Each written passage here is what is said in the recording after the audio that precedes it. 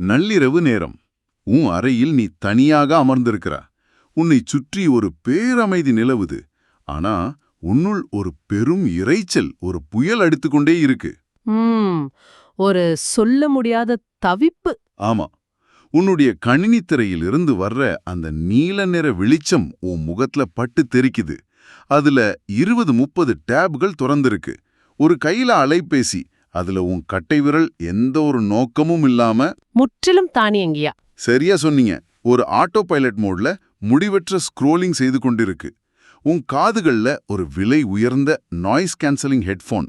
வெளியே நடக்கும் எந்த சத்தமும் உனக்கு கேட்கக்கூடாது என்பதற்காக அதை மாட்டிக்கொண்டிருக்கிறாய். அதுல ஏதோ ஒரு பாட்காஸ்டோ இல்ல வேற ஏதோ ஆடியோவோ ஓடிட்டு இருக்கு இல்லையா? கண்டிப்பா. கொஞ்சம் கவனித்து பார். உன்னுடைய கண்களுக்கு திரையின் வெளிச்சம், செவிக்கு ஏதோ ஒரு தொடர் ஒலி, தொடு உணர்வுக்கு திரையின் கண்ணாடி என உனது 5 புலன்களுக்கும் ஏதோ ஒரு தீனி தொடர்ந்து கிடைத்துக்கொண்டே இருக்கு. நீ ஒரு கணமும் சும்மா இல்ல. ஆமா, உன் மூளை ஓய்வில்லாம தகவல்களை சிறுத்து கொண்டே இருக்கு. ஆனாலும் இந்த நள்ளிரவின் தனிமையில எல்லாவற்றையும் அணைத்துவிட்டு படுக்க செல்லும்போது உன் உள்ளே ஒரு பெரும் வெற்றிடம் நிலவுவதை நீ உணர்கிறாய். ஒரு சொல்ல முடியாத சோர்வு, ஒரு வெறுமை உன்னை அழுத்துகிறது. இது இன்னைக்கு பல பேருக்கு நடக்கிற ஒரு விஷயம்தான். ஏன் இவ்வளவு தகவல்கள், இத்தனை வசதிகள், உலகமே விரல் நுனியில் இருந்தும் நம் மனம் இன்னும் அமைதியாக இல்ல? எதையோ தேடி தேடி ஓடும் நம் புலன்கள் ஏன் எதிலும் திருப்தி அடைவதில்லை? இந்த ஆழமான தவிப்பான கேள்வியோடுதான் உனக்கான இன்றைய இந்த தேடலை நாம் தொடங்குகிறோம். அந்த வெற்றிடத்திற்கான விடையை 2000 ஆண்டுகளுக்கு முன்பே ஒரு குரல் மிக தெளிவாக, எந்தவித அலங்காரமும் இல்லாமல் ஆணித்தரமாக பதிவு செய்திருக்கிறது. அது வெறும் தார்மீக வார்த்தைகள் அல்ல, மனித மனதின் ஆழத்தை, உளவியலின் சிக்கலை அளந்த ஒரு திறவுகோள்.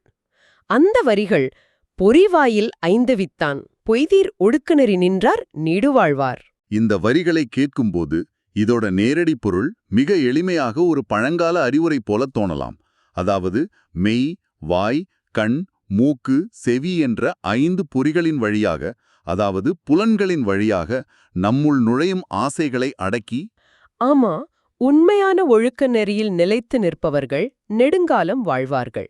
இதுதான் பள்ளிக்கூடத்தில் நாம் படித்த மேலோட்டமான அர்த்தம். ஆனா எனக்கு இதுல ஒரு நிருடல் இருக்கு. 2000 ஆண்டுகளுக்கு முன் வாழ்ந்த ஒரு சிந்தனையாளர் இதை ஏதோ ஒரு மதச்சடங்காகவோ அல்லது இப்படி செய்யாவிட்டால் பாவம் வந்து விடும் என்ற பயமுறுத்தும் ஒரு கட்டளையாகவோ சொல்லியிருக்க வாய்ப்பில்லை. நிச்சயமா இல்ல.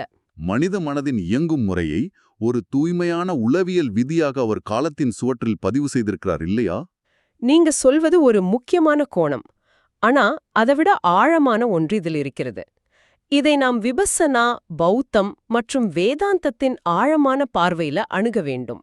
ஐந்தவித்தான் என்ற சொல்லை நாம பல நூற்றாண்டுகளாக தவறாக புரிந்து கொண்டிருக்கிறோம்.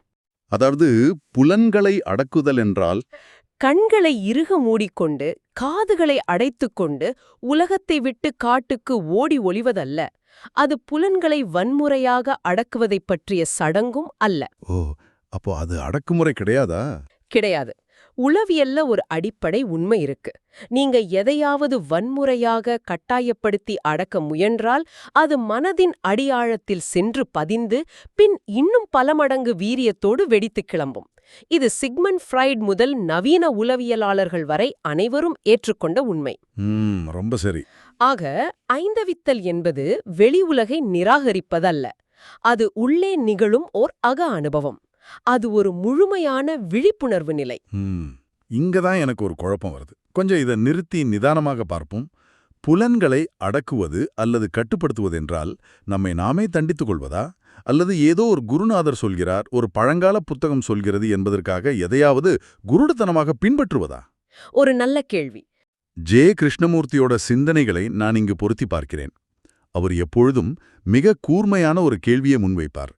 நீ யாரையாவது வழிகாட்டியாகவோ குருவாகவோ ஏற்றுக்கொள்கிறாய் என்றால் நீ இன்னும் உன்னை நம்பவில்லை என்ற அர்த்தம். உண்மைதான். ஒருவருக்கொருவர் குருவாக இருப்பதையோ அதிகாரத்தை ஏற்றுக்கொள்வதையோ தாண்டி இந்த கற்றல் என்ற செயல் நம் மனதை மேலும் நிபந்தனைக்கு, அதாவது கண்டிஷனிங்கிற்கு உள்ளாக்குகிறதா அல்லது அதிலிருந்து விடுவிக்கிறதா? நாம் தேடும் இந்த ஒழுக்க நெறி என்பது வெளியே இருந்து நம்மீது திணிக்கப்படும் ஒரு சட்டமா, இல்ல உள்ளிருந்து மலரும் ஒரு விடுதலையா? இது மிக நுட்பமான ஒரு வாதம். வெளியே இருந்து திணிக்கப்படும் எதுவும் தற்காலிகமானதுதான். ஜெய கிருஷ்ணமூர்த்தி சொல்லும் அந்த கண்டிஷனிங் எப்படி நடக்கிறது என்பதை இப்போ இதை கேட்டுக்கொண்டிருக்கும் நீங்களே கொஞ்சம் யோசித்துப் பாருங்கள். கண்டிப்பா. என்றாவது ஒரு நாள் உங்கள் சட்டை பையில் அல்லது மேஜை மீது உள்ள உங்கள் மொபைல் போன் அதிராத போதும் அது அதிர்வது போல உங்களுக்கு தோன்றியிருக்கிறதா? பாண்டம் வைப்ரேஷன் சிண்ட்ரோம்னு சொல்வாங்களே. ஆமாமா, பலமுறை நடந்திருக்கு. உடனடியாக பதறி போய் போனை எடுத்து பார்த்திருப்போம். ஆனா எந்த நோட்டிபிகேஷனும் வந்திருக்காது. இதுதான் கண்டிஷனிங். உங்கள் நரம்பு மண்டலமே ஒரு சிறிய உலோக கருவிக்கு அது தரும் டோபமைன் தூண்டுதலுக்கு அடிமையாகிவிட்டது. உங்கள் புலன்கள் உங்கள் கட்டுப்பாட்டில் இல்லை, வெளியே உள்ள ஏதோ ஒன்றின் கட்டுப்பாட்டில் இருக்கின்றன. அப்படியானால் இதற்கு என்னதான் தீர்வு? எனக்கு கோபம் வருது, ஆசை வருது, அல்லது இந்த சமூக வலைத்தளங்களின் மீதான ஈர்ப்பு வருது என்றால் நான் உடனடியாக என் போனை வீசிவிட்டு சமூகத்தை விட்டு தப்பித்து ஓடிவிட வேண்டுமா? இப்படி ஒதுங்கி வாழ்வது ஒரு விதமான கோழைத்தனம் இல்லையா? தப்பித்து ஓடுவதும் ஒரு வகையான ரியாக்ஷன் தான். அது தீர்வல்ல. விபசனாவில் இதையே மிக அழகாக விளக்குகிறார்கள். இது டிவியை அணைத்துவிட்டு ஓடுவதல்ல. கற்பனை செய்து பாருங்கள். நீ ஒரு இருண்ட திரையரங்கில் அமர்ந்து படம் பார்க்கிறாய். திரையில் நெருப்பு எரிகிறது, வெள்ளம் வருகிறது, மிகச் சோகமான காட்சிகள் ஓடுகின்றன. ஒரு கட்டத்தில் நீ அந்த படத்தோடு ஒன்றிப்போய் உன் நிஜ வாழ்க்கையை மறந்து அழுகிறாய். ஆனா உனக்குள்ளே ஒரு சின்ன மூளையின் பகுதிக்கு தெரியும், அது நிஜமல்ல, அது வெறும் ஒளிவெள்ளம்னு தெரியும். சரியா சொன்னீங்க.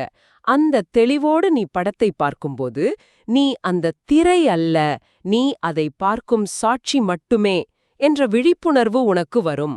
ஐந்தவித்தல் என்பது அதுதான். அதாவது அந்த விட்னஸ் ஸ்டேட். ஆமா, உன் வாழ்வில் நடக்கும் இன்ப துன்பங்கள், போனில் வரும் லைக்குகள், புலன்கள் தேடும் சுகங்கள் எல்லாமே அந்த திரையில் ஓடும் காட்சிகள். நீ அந்த சுக துக்கங்கள் அல்ல, நீ அதை விலகி நின்று பார்க்கும் சாட்சி. ஓஷோவின் கண்ணோட்டத்தில் இதை அணுகினால் இன்னும் தெளிவாக புரியும் என்று நினைக்கிறேன். ஓஷோ சொல்வார், தொழுதல் அல்லது வழிபாடு என்பது கடவுளிடம் பேசுவதல்ல, அது பிரபஞ்சத்தோடு உன்னை நீயே கரைத்துக் கொள்வது, டிசால்விங் இன்டு எக்ஸிஸ்டன்ஸ். ரொம்ப ஆழமான ஒரு வரி இது. நாம தொழுதல் என்பதை ஒரு பௌதீகச் செயலாகவே, ஒரு கொடுக்கல் வாங்கல் வியாபாரமாகவே பார்த்து பழகிட்டோம். ஆனா உண்மையான வழிபாடு என்பது உள்ளே நடக்கும் ஒரு கரைதல். அங்கு நான் என்ற அகங்காரம் உதிர்ந்து விடுகிறது. நீ திரையரங்கில் ஒரு சாட்சியாக மாறும்போது அந்த அகங்காரம் கரைகிறது. ஒரு பூவை பார்க்கிறாய் என்றால் அதன் அழகை ரசி. ஆனா இந்த பூ எனக்கு மட்டுமே சொந்தமாக வேண்டும், இதை பறித்து என் வீட்டில் வைக்க வேண்டும் என்ற ஆசை எழும்போது அந்த ஆசையை எந்த தீர்ப்பும் இல்லாமல் வெறும் சாட்சியாக நின்று கவனி. அதுதான் விழிப்புணர்வு. அந்த விழிப்புணர்வுதான் ஐந்தவித்தல். சரியா சொன்னீங்க.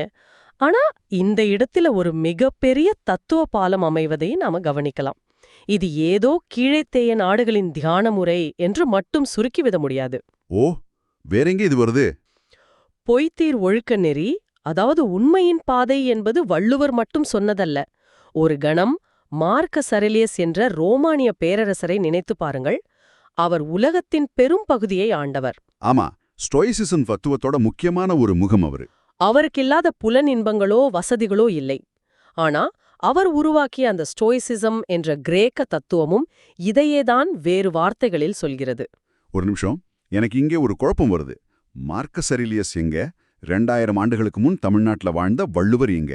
எப்படி முற்றிலும் வேறுபட்ட இரண்டு கலாச்சாரங்கள் ஒரே உளவியல் கட்டமைப்பை எட்ட முடிந்தது? ஸ்டோயிசிசம் எப்படி இந்த குரலோடு இணைகிறது? இல்ல பேரை சம்பாதிப்பதற்காகவோ செய்யப்படுவதல்ல. அந்த ரெப்புடேஷனுக்காக இல்ல. ஆமா, அந்த செயலின் தூய்மைக்காகவே அது செய்யப்பட வேண்டும். நீங்கள் சமூக வலைதளங்களில் செய்யும் ஒரு நல்ல காரியத்தை படம் எடுத்து போடுவது ரெப்யூட்டேஷன். யாரும் பார்க்காத போதும் அறத்தின் வழியே நடப்பது விர்ச்சு.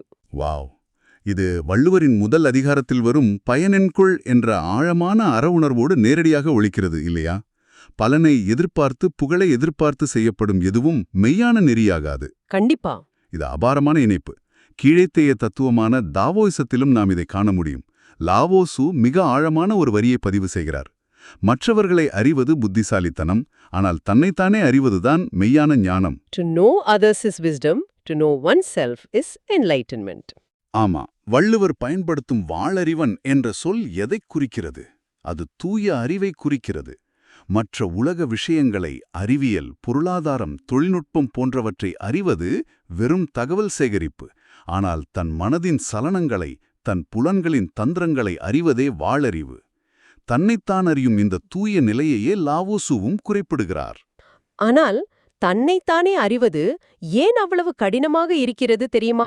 ஏன்? ஏனென்றால் நமது 5 புலன்களும் உயிரியல் ரீதியாகவே வெளியுலகை நோக்கியே வடிவமைக்கப்பட்டுள்ளன. கண்கள் வெளியே பார்க்கின்றன, காதுகள் வெளியே கேட்கின்றன. அந்த புலன்களை உள்நோக்கி திருப்புவது என்பது இயற்கைக்கு மாறான மிகப்பெரிய ஒரு மனப்பயிற்சி. ஆனா அப்படி பகுத்தாய்ந்து வாழும் இந்த ஸ்டோயிக் வாழ்க்கையோ அல்லது விபசனா வாழ்க்கையோ ஒருவித வறட்சியான வாழ்க்கையாக மாறிவிடாதா என்ற சந்தேகம் பலருக்கும் வரும். ஆமா, எல்லாமே ஒரு மாதிரி ட்ரையா இருக்குமோன்னு தோணும். ஆனா உண்மை அதுவல்ல. புலன்களின் தூண்டுதல்களுக்கு அடிமையாகாமல் இருக்கும்போது மட்டும்தான் மனிதன் உண்மையான சுதந்திரத்தையும் மகிழ்ச்சியையும் அனுபவிக்கிறான். அடிமைத்தனம் விலகும்போது வாழ்க்கை வறட்சியாகாது, அது ஒவ்வொரு கணமும் ஒரு கொண்டாட்டமாக மாறும். இந்த விளக்கம் இன்றைய நவீன கார்ப்பரேட் வாழ்க்கைக்கு எவ்வளவு மூர்க்கமாக பொருந்துகிறது என்று பாருங்கள். இன்று பலருடைய வாழ்க்கை ஒரு முடிவற்ற ஓட்டமாகவே இருக்கு. ஆமா, ஒரு ராட் ரேஸ் மாதிரி. ஒரு புறம் ஆன்லைன் கோர்ஸ்கள், சான்றிதழ்கள், புதிய புதிய டிகிரிகள், லிங்க்டின் அப்டேட்ஸ் என தகவல்களை மூளைக்குள் ஒரு இயந்திரம் போல திணித்துக்கொண்டே இருக்கிறோம். எப்படி பணம் சம்பாதிப்பது, எப்படி ப்ரொமோஷன் வாங்குவது என்று நமக்கெல்லாம் தெரிந்திருக்கிறது. ஆனா நிம்மதியா தூங்க தெரியல. அதுதான் ஜே கிருஷ்ணமூர்த்தி சொன்னது போல, உன்னிடம் மலைமலையாய் அறிவு இருக்கிறது, ஆனால் எப்படி வாழ்வது என்று உனக்கு தெரியவில்லை. நாம் எல்லாவற்றையும் கற்றுக்கொள்கிறோம், வாழ்வதை தவிர. இந்த தகவல் சுமை இன்று ஒரு மிகப்பெரிய உளவியல் நெருக்கடியாக மாறியிருக்கிறது. இதன் பின்னால் இருக்கும் மெக்கானிசத்தை நாம் புரிந்து கொள்ள வேண்டும். விக்டர் பிராங்க்லினோட லோகோதெரப்பி கோட்பாட்டோட இதை இணைத்து பார்ப்பது பொருத்தமாக இருக்கும். ஹோலோகாஸ்ட் எனப்படும் நாஜிகளின் வதை முகாமில் உயிர் பிழைத்தவர் அவர். ஆமாம், மேன் சர்ச் ஃபார் மீனிங் எழுதியவர். அவர் என்ன சொல்றார்னா, ஒரு மனிதனுக்கு வாழ்க்கையின் அர்த்தம் அல்லது நோக்கம் தெரியவில்லை என்றால் அவன் சேகரிக்கும் அறிவெல்லாம் வெறும் சுமைதான். அது ஒரு விதமான இருத்தலியல் சோர்வை, அதாவது எக்ஸிஸ்டென்ஷியல் ஆங்ஸ்ட உருவாக்குகிறது. இரவு 3 மணிக்கு விழித்துக்கொண்டு நான் ஏன் இதை செய்து கொண்டிருக்கிறேன், யாருக்காக இந்த ஓட்டம் என்று தோணுமே. அறிவு ஒரு நோக்கத்தோடு இணையும் போதே உயிர் பெறுகிறது. இங்குதான் 5 வித்தான் என்பது இன்றைய சமூக வலைத்தள யுகத்தில் ஒரு மிக சிறந்த டிஜிட்டல் டீடாக்ஸ் போல செயல்படுகிறது. இது ஏதோ ஞாயிற்றுக்கிழமை மட்டும் போனை அணைத்து வைக்கும் பேஷன் அல்ல. இது ஒரு காக்னிட்டிவ் பேட்டர்ன் இன்டரப்ட். அதாவது லைக்குகளுக்காகவும் வெளிக்கவர்ச்சிக்காகவும் அலையும் மனதை நிறுத்தி நம் செயல்களுக்கு ஒரு ஆழமான அர்த்தத்தை உருவாக்குவதே பொய்தீர் ஒழுக்க நெறி. பொய்கள் அற்ற, சுய ஏமாற்றங்கள் அற்ற ஒரு நேர்மையான வாழ்க்கை. ஆம், புலன்கள் நம்மை எப்போதும் வெளியுலகை நோக்கி மட்டுமே இழுத்துச் செல்கின்றன. கண்கள் அடுத்தவர்களின் வாழ்க்கையை, அவர்கள் எங்க சுற்றுலா சென்றார்கள், என்ன சாப்பிட்டார்கள் என்று ஸ்க்ரோல் செய்து பார்க்க தூண்டுகின்றன. காதுகள் மற்றவர்கள் உன்னை பற்றி என்ன சொல்கிறார்கள் என்று கேட்க துடிக்கின்றன. உண்மைதான். இந்த 5ஐயும் எப்போது நீ உள்நோக்கி திருப்புகிறாயோ அப்போது உன் அகங்காரம் கரையத் தொடங்குகிறது.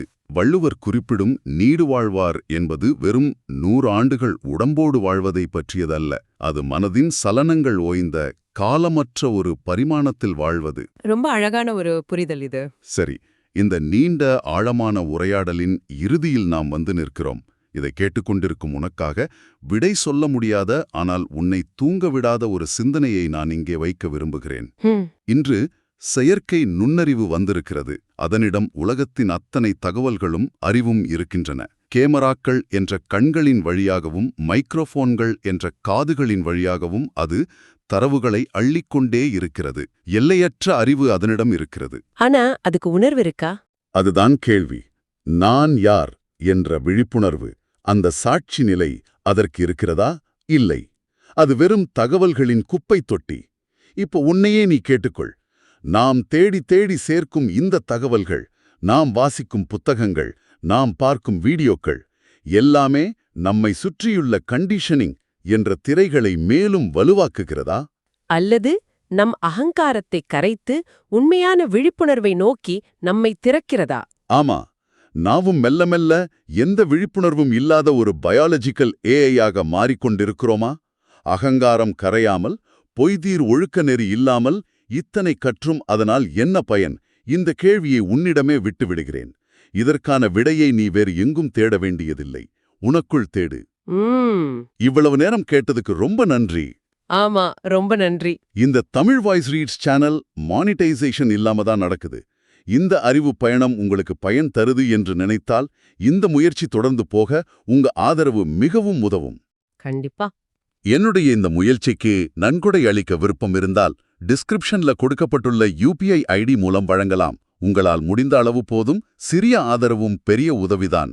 இந்த ஆழமான தேடல் உங்களுக்கு பயனுள்ளதாக இருந்தால் சப்ஸ்கிரைப் பண்ணுங்க. மற்றவர்களுக்கும் பகிர்ந்து கொள்ளுங்கள். இந்த கருத்துக்கள் அவர்களுக்கும் தேவையாக இருக்கலாம். லைக் பண்ணுங்க. உங்க கருத்துக்களை கமெண்ட்ல பகிருங்கள். மனப்பூர்வமான நன்றி. நன்றி.